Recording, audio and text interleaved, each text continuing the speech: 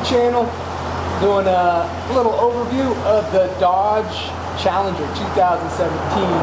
Welcome in, here today. Hey, what's up, y'all? With Drew.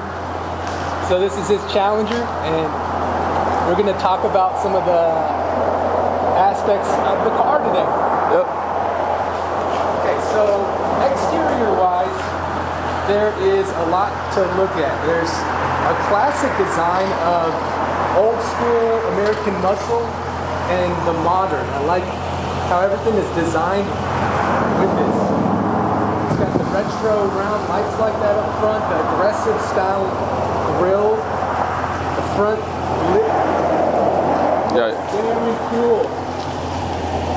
You got fog lights down there, your regular lights up here, SRT badge. And then SRT stands for Street Racing Technology. hell yeah. They got the old school grill, because the old school grill, it used to be divided into two pieces. So the old school grill, they kept that kind of form factor from a long time ago. It's definitely a car that holds to its old American muscle roots. Yeah. So I mean, you got a functional. Not in the 60s too. Yeah, like late 60s. It's always been a big car, but for the weight of the car, it's around 4,000 pounds. For the weight of the car, it makes up for in its horsepower and torque. Right. It has about 485 horsepower stock. That's a lot of horsepower there. Yeah. As heavy it is, it's got a lot of power. You got a functional hood scoop. I'll pop the hood for y'all. So it's got a 392 Hemi is what the badging says on there. Oh yeah. Check out that badging. You know, these Hemi engines, this is the same engine that they use in the Dodge Hellcat.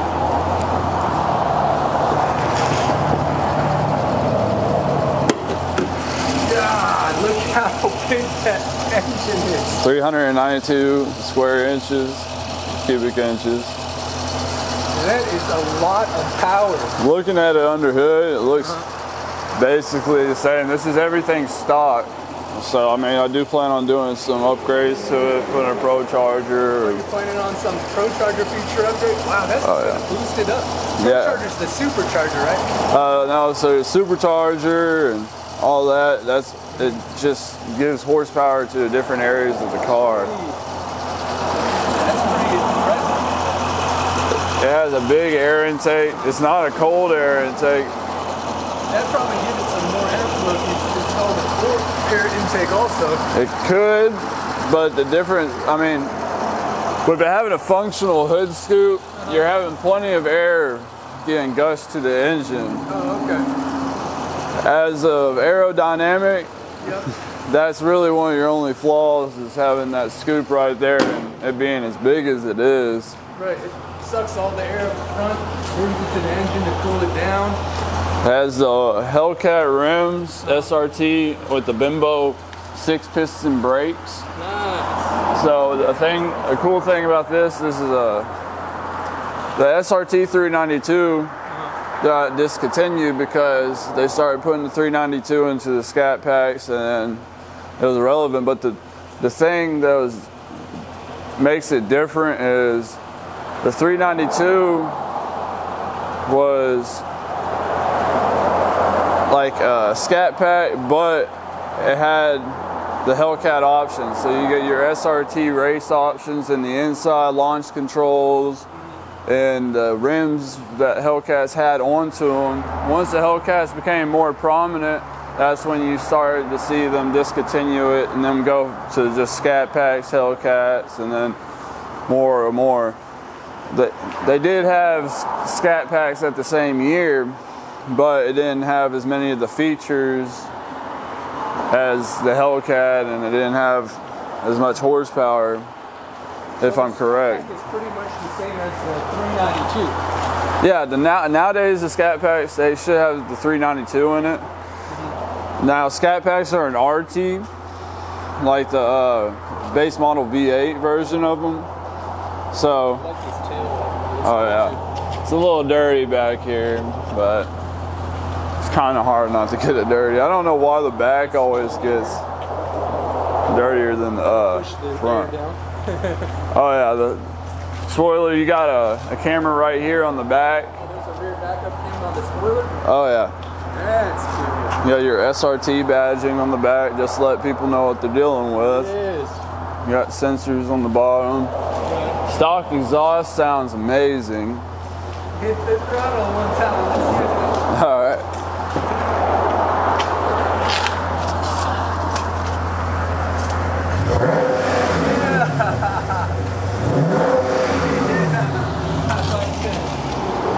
Oh yeah. Performance-wise, let's see what this thing will do out there. All right. First things first, I'm gonna set up SRT. SRT mode. So these are the different. You got launch mode. Sweet. So this right now is in default. You got an eco mode, and then you can do custom mode, and then there's sport mode and track mode. So I have to get the car level for it to change into that. Okay, that's interesting. I haven't seen that. So now it's in track mode. You have to get the steering wheel perfectly straight in car level. So now automatically sounds a little different. Steering wheel is a little tighter. This is not the mode you want to run it when you're on the street. That's for sure. The suspension feels a little stiffer now. Oh yeah, it's definitely, this is what it's meant for, like the track. You were trying to go fast. Now the car knows that, hey, everything's ready to go. Transmission's ready for it. Paddle shifters are on. I'm gonna turn those off because if you accidentally tap those, okay, so I can't do that. All right. Well, and you have paddle shifters because it is automatic, but it has the manual option. Okay. So if you tap on those paddle shifters, it'll put it in the manual mode. You don't want that because I've not messed around with that long enough. But on the screen, it does light up when it tells you to shift and everything. That's neat. Oh yeah. All right. So the 0-60 counter is on there now? Oh yeah, it's ready. Okay. And it'll give you a blink whenever it's ready, and it's all good. So to launch, it says on the screen, to launch, press brake and quickly apply full throttle. So, okay. When you are ready. Ready. All right.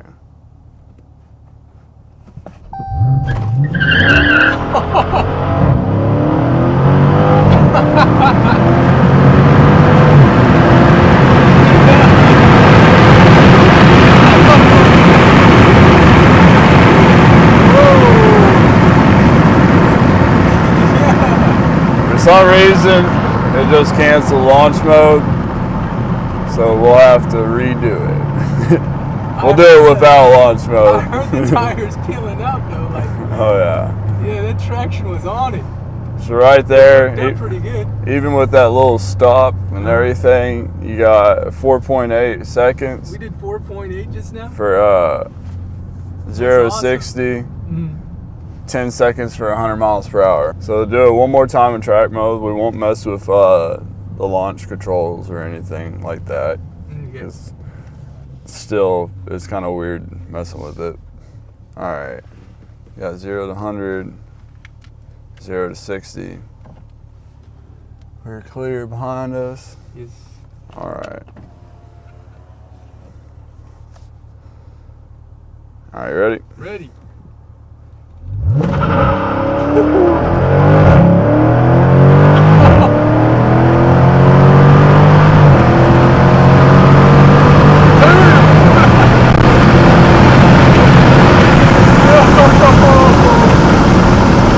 We're just going 120. Oh man! Start slowing her down just a little bit. This thing gets up. Oh yeah. That's a lot of power. All right. So on the thing, does it save with the reaction time and all that stuff there? Oh yeah, it'll save your best one and everything. And then you could always race yourself, your best timing and stuff. Peak G forces, you got 0.27 G's to the front, 11 to the left side, 31 to the right side, and 64 to the back. That could be because of the level of the road too. Okay. So top speed from right there went up to 114. That's why I slowed it down. Wow.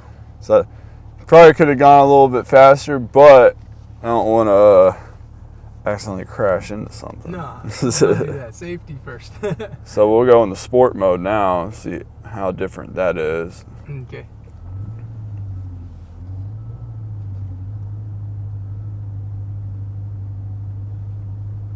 Now it's in sport mode.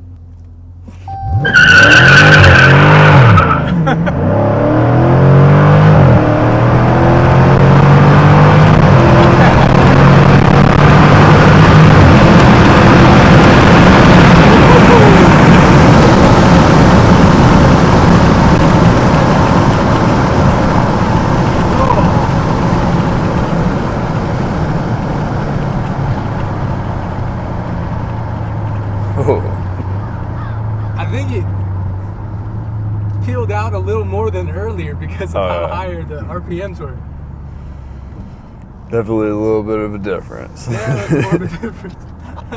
That one was 5.1 seconds. So it helped to keep the RPMs lower to launch. Oh yeah. Well, I kept on canceling the launch control because it's got to be in like 0. So were you using any of the paddle shifters when you were switching? Oh no. Okay, you just let it do it all See, automatically. if I used the paddle shifters and I was efficient at it, and then I could use launch control and knew what the hell it wanted me to do, which I'll have to research into a little more. It probably would have went a little bit faster, but only about fucking a couple milliseconds faster. Right. It's not a bad car. You get speed, you get a nice luxury look. Also, it's becoming sort of a rarity now because 2023 is the last time they manufactured any kind of gas powered. They're trying to go towards electric, so the new Challenger will be called the Banshee, and it's all full electric. So that means any of these cars, V6 and up, eventually here in 20, 30 years, they'll be appreciated in value as long as they're taken care of. They'll be like collector items. Oh yeah. This only has 23,000 miles on it. I plan on taking care of it. Be light on the pedal every now and then. Maybe go and mess with it. There's some things I want to do to it. I put a Pro Charger on it and a couple different things. There's not really much to do with it. It comes with a lot of premium options like 210s in the back, surround sound speakers, heated everything. It's got good gas mileage when you're not doing what we were just doing. But other than that, like, it's a decent car. Even whenever it's in regular mode, it's still pretty fast. That's where I keep it. It's got an eco mode if you want to conserve on gas or you're going like cross country trips. Right. Everybody has a misconception. Oh, V8s, they chug up gas and stuff. Well, yeah, but that's mainly when you're like mashing down on the pedal and you're driving it like a V8. Well, at least with this V8, I've seen that as long as you drive it right, like any other normal car, you're going to get around the same gas mileage as the average car. Yeah, it does eat up a little bit more gas when you're smashing down the pedal, but that's going to be with any car. The only difference is that you could mash down the pedal and go fast in this car. You take a regular car and you fucking drag it through the mud. Yeah, you're going to go fast. Yeah, you might be good on gas mileage, but you're probably going to end up having to fix something. Right. Regular cars aren't designed for that different thing unless you design them to go fast and all that, and that's cool. There's nothing hating about that. But best thing with SRT 392 has it labeled all on the side. It lets you know that's what it's for. Street racing technology. Yeah, I like how they got SRT badging everywhere in here on their air vents, on the steering wheels. Oh yeah, it's definitely lets you and the people outside around you know that hey, this ain't no normal Challenger, ain't no normal car. Challenger's the biggest thing that they get, biggest like hate that they get. Oh, they're heavy, they're big. Yeah. But Yeah, they are. I was saying earlier, this thing can move. It can move. Regular V8 Challenger versus a V8 Mustang, like RT versus a GT. Yeah, Mustang's lighter, so it's probably going to move a little faster. But you get into these higher base trim models, or these higher models that aren't base trim, I should say, like SRTs, Hellcats, all that. You're going to get into the more competitive area because for what they lack on weight, they lack on horsepower usually. And with a bigger frame like these cars have, you are able to support much more under the hood. All right, so just talking about some pros and cons of the car. So pros, there's a lot of pros to it. It's fast, looks nice, good on gas depending on how heavy your foot is. Surround sound speakers, 210s in the back, that comes in stock. Race modes, launch modes, you can go on and on about the pros of this car. The pros definitely outweigh the cons, but as with everything, not everything can be perfect. So my cons with the car aren't really like deal breakers for most people, but at the same time, it could be. The one thing about the car, everybody noticed right off the bat, it's a big car. It's long, and it's a Lambo, that's for sure. And so when you drive it, it's more like when you're parking it, it's more similar to parking a truck. Because it's a long car, you gotta make turns, you gotta make them wide. It has blind spot detections in the mirror and stuff, you got blind spots. It's a big car, so that's one of the cons is, you know, driving a big car, you have to deal with big car issues like fucking parking and just seeing around you. Oh, and can I make it into there? Different stuff like that. Looks can be deceiving though, but when you're in the passenger or the driver's seat, like you gotta really kind of guesstimate like where you're parking in the front because you can't really see over the hood. Over the hood, I see, because it's got that big bonnet right up top. Oh yeah. Other than that, another con would be is with it having as much horsepower as it has, when you're at a red light, you know, you're just driving normally, you gotta really like barely softly, not even like toe to the pedal, start from a dead stop to acceleration, because if you try to just do it like a normal car where you ease onto the gas pedal, it's gonna throw the back out. It's gonna fucking want to jump because this car is meant for, you know, this American Muscle is meant to go from zero fucking to whatever in seconds. So you have to be really careful, especially at red lights. That's one of the things I've noticed is I have to barely ease on the gas pedal to go, because if you don't, it'll jump. It wants to go, and that's, some people see that as a pro, some people not so much. Everybody at the red light is probably gonna think you're a dickhead because you're trying to show off, and no, you're just trying to get used to the pedal. That's the only other con. I mean, other than that, it's an awesome car. It's got a great like safety rating, great reliability rating. If you take care of this car, it'll take care of you, as long as you don't do any stupid. But that's with anything. Right. But for the cons, that's my cons. You know, big car, a lot of horsepower. So when it comes to handling and driving it, you gotta just, it's a little thing that you need to adapt to, especially if you never drove a muscle car before. For beginners and stuff, I wouldn't recommend just jumping into something that has 485 horsepower. It definitely took me a while to work my way up to this. I've driven fast cars before, but so it's a little easier for me to get used to it. But don't jump into it. I think it's just ultimate toy, because you can get really hurt in this. It's one of those cars that you could tame, but it's still like riding a bull. I mean, you get fast, you start going and going. It's everything that you do in this car, you're responsible for. So you gotta definitely really think about it before you get a car like this, because you end up breaking something or fucking crashing or anything, you're gonna be liable for it. Also, you're probably never going to be able to afford to fix it unless you have lots of money. So if you get a car like this, just be aware of those cons, drive safe, don't do anything stupid. If you want to go fast, go out to a track or somewhere no one's at. You know, be responsible if you're driving. And other than that, that's all I have to say about it. It's a great car all in all. It's definitely a great experience.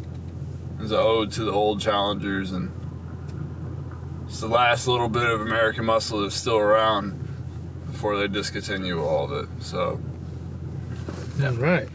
Sounds like a good pros and cons, and it's a good overview of the Dodge Challenger. It's got a lot of power, performance, and aggressive styling, and a pretty plush interior. These seats, they're very comfortable. Oh yeah, they definitely are comfortable whenever you go. The seat, like if you're ever dogging it, the seat belts will lock you into place. Like there's airbags all around here for safety because they know this is a fast car. They know that if something was to happen, you need to be protected at all costs. So there's airbags that will keep you in place. They'll probably hit you like Floyd Mayweather or Mike Tyson, but right. But it'll keep you safe. It will keep you safe. And you will definitely get bruised if you wreck something like this that would go 100 miles per hour. Oh, for sure. You have at least a little bit of chance of surviving something like that, yes. Unfortunately, if it does happen. One more con is when you're on the interstate or highway or even out in town, it doesn't matter if you're doing the speed limit or you're staying with everybody else in traffic. Make sure you always do speed limit or even a little under. And I know that sounds crazy because you're driving a muscle car. Yeah, that's cool to you. But with this type of car, you're going to get a lot of different attention from not only the passengers, but from the people around your car, but also law enforcement.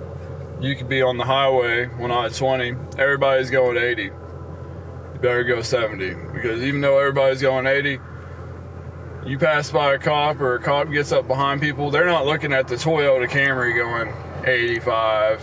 They're looking at the Challenger going 85. Right. It's definitely a noticeable car. It looks fast, even parked.